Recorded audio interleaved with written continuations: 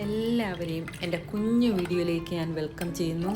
ഇന്നത്തെ വീഡിയോയിൽ കാണിക്കുന്നത് വളരെ വളരെ ഹെൽത്തിയായ ഒരു ഡ്രിങ്കാണ്. നോമ്പുകാലത്തെ ക്ഷീണവും വിശപ്പും മാറാനും അതുപോലെ ചൂടുകാലത്ത് ഉന്മേഷം കിട്ടാനും പറ്റുന്ന ഒരു അത്ഭുത ആരോഗ്യ പാനീയം. അപ്പോൾ ഇതെന്താണെന്ന് നോക്കിയാലോ. ഈ ഡ്രിങ്ക്സ് ഉണ്ടാക്കാനായിട്ട് ഏകദേശം 150 ഗ്രാമോളം ചെറുപയർ കഴുകി തുടച്ച് വൃത്തിയാക്കി എടുത്തിട്ടുണ്ട്. ഇനി ഇതിനെ നന്നായിട്ടൊന്ന് വറുത്തെടുക്കാം. ലോ ഫ്ലെയിമിൽ വെച്ച് വേണം വറുക്കേണ്ടത്, എന്നാലേ ഉള്ളൊക്കെ നന്നായിട്ട് വെന്ത് കിട്ടുകയുള്ളൂ. നല്ല ചുവക്കെ വറുത്തെടുക്കണം. ഇതിവിടെ നല്ല പാകമായി വറുത്ത് കിട്ടിയിട്ടുണ്ട്. ഇനി ഇതിനെ ഒരു ചെറിയ മിക്സർ ജാറിലേക്ക് മാറ്റിയിട്ട് പൊടിച്ചെടുക്കാം.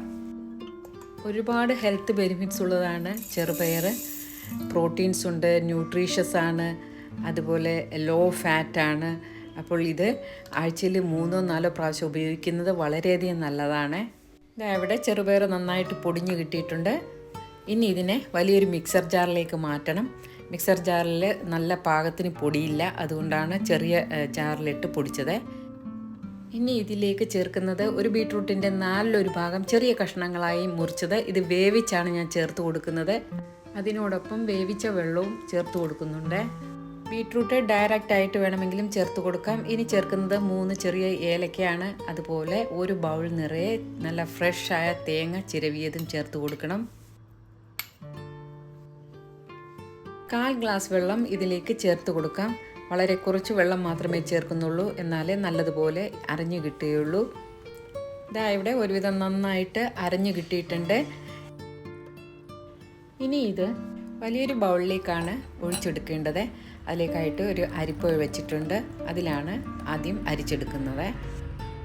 ഇവിടെ ഒഴിച്ചതിന് ശേഷം 1 സ്പൂൺ വെച്ച് പതുക്കെ ഇളക്കി നന്നായിട്ട് അരിച്ചെടുക്കണം. ഇങ്ങനെ അല്ല എങ്കിൽ നിങ്ങൾക്ക് നല്ല മസ്ലിൻ തുണി കിട്ടുകയാണെങ്കിൽ അതിലും അരിച്ചെടുക്കാമേ.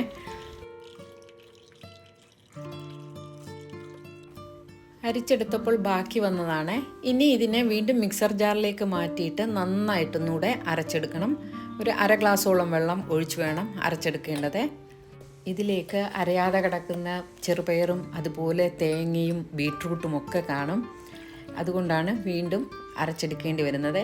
ഇതിൽ കുറച്ച് നട്ട്സൊക്കെ ചേർത്ത് വേണമെങ്കിൽ നിങ്ങൾക്ക് താല്പര്യമുണ്ടെങ്കിൽ അരച്ചെടുക്കാം.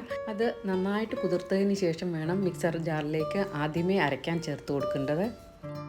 ഇവിടെ രണ്ടാമതും നല്ലതുപോലെ അരച്ച് കിട്ടി. ആദ്യം എങ്ങനെ ചെയ്തോ അതുപോലെ അരിപ്പയിൽ ഒഴിച്ച് അരിച്ചെടുക്കണം.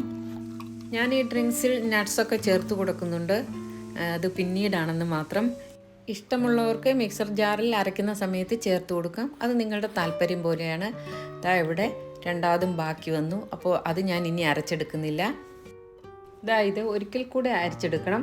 അത് ചെറിയ ഹോളുള്ള അരിപ്പയിലൂടെയാണ് അരിച്ചെടുക്കേണ്ടത്. അത് മറ്റൊരു ബൗളിലേക്കാണ് ഞാൻ അരിച്ച് മാറ്റി വയ്ക്കുന്നത്. ഇവിടെ കാണിച്ചിരിക്കുന്ന അരിപ്പയിലാണ് ഞാൻ അരിച്ച് മാറ്റി വെച്ചത്. ഇനി ഈ ഡ്രിങ്ക്സിൽ ചേർക്കാനുള്ള ശർക്കര പാനി ഞാൻ നേരത്തെ തന്നെ തയ്യാറാക്കി വെച്ചിട്ടുണ്ടായിരുന്നു. 150 ഗ്രാമോളം ശർക്കര പാനിയാണ് തയ്യാറാക്കിയത്. അത്രയൊന്നും ചേർത്ത് കൊടുക്കുന്നില്ല. ഏകദേശം 100 ഗ്രാം മധുരത്തിനനുസരിച്ച് ചേർത്ത് കൊടുക്കുന്നുണ്ട്. അതുപോലെ ശർക്കര പാനി നന്നായിട്ട് തണുത്തപ്പോൾ നല്ല സിറപ്പ് പോലെ കട്ടിക്ക് വന്നിട്ടുണ്ട്. ഇത് ചേർത്ത് കൊടുത്തതിന് ശേഷം 1 സ്പൂൺ കൊണ്ട് നല്ലതുപോലെ ഇളക്കി യോജിപ്പിച്ച് കൊടുക്കണം. ഇനി ചേർത്ത് കൊടുക്കുന്നത് 2 ടേബിൾ സ്പൂൺ മിൽക്ക് മെയ്ഡാണ്. ഇതെൻ്റെ ഐഡിയയിലില്ലായിരുന്നു. ഇത് തയ്യാറാക്കുന്നത് കണ്ടപ്പോൾ മോളുടെ റെക്കമെൻഡേഷൻ ആയിരുന്നു 2 ടേബിൾ സ്പൂൺ മിൽക്ക് മെയ്ഡ് ചേർത്ത് കൊടുത്താൽ നന്നായിരിക്കും. നിങ്ങൾക്ക് താല്പര്യമില്ലെങ്കിൽ ഇത് സ്കിപ്പ് ചെയ്യാവുന്നതാണ്. ഇനി ചേർത്ത് കൊടുക്കുന്നത് 2 ടേബിൾ സ്പൂൺ ചിയ സീഡ്സ് ആണ്. എത്ര വേണമെങ്കിലും ചേർക്കാം, അത് നിങ്ങളുടെ താല്പര്യത്തിന് അനുസരിച്ച് മാത്രം. കുറച്ച് നട്ട്സിൻ്റെ ഫ്ലേക്സ് ചേർത്ത് കൊടുക്കുന്നുണ്ട്. ബദാം, അതുപോലെ കാഷ്യൂ നട്ട്സ്, പിസ്ത ഇവയുടെയാണ്. ഏകദേശം 2 സ്പൂണോളം ഫ്ലേക്സ് ചീകി ചേർത്ത് കൊടുക്കുന്നുണ്ട്. കൂടെ തന്നെ കുറച്ച് ഐസ് ക്യൂബ്സും. ഇത് വേണമെങ്കിൽ തയ്യാറാക്കി 1 മണിക്കൂർ ഫ്രിഡ്ജിൽ വെച്ചതിന് ശേഷം എടുത്ത് ഉപയോഗിക്കാം. കൂടുതൽ തണുത്ത് കിട്ടുമ്പോൾ വേറൊരു ടേസ്റ്റാണ് ഇതിന്. ഗ്ലാസ്സിലേക്ക് പകർന്നതിന് ശേഷം കുറച്ച് ഐസ് ക്യൂബും ചിയ സീഡ്സും അതുപോലെ നട്ട്സിൻ്റെ ഫ്ലേക്സും ഒക്കെ ചേർത്ത് ഉപയോഗിക്കാം.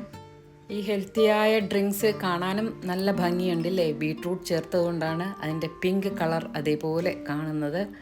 ചൂടിനും അതുപോലെ നോമ്പുകാലത്തും ഉപയോഗിക്കാൻ പറ്റാവുന്ന മികച്ച ആരോഗ്യപാനീയം. ഇഷ്ടപ്പെട്ടെങ്കിൽ തയ്യാറാക്കി നോക്കണം, സ്കിപ്പ് ചെയ്യരുത്.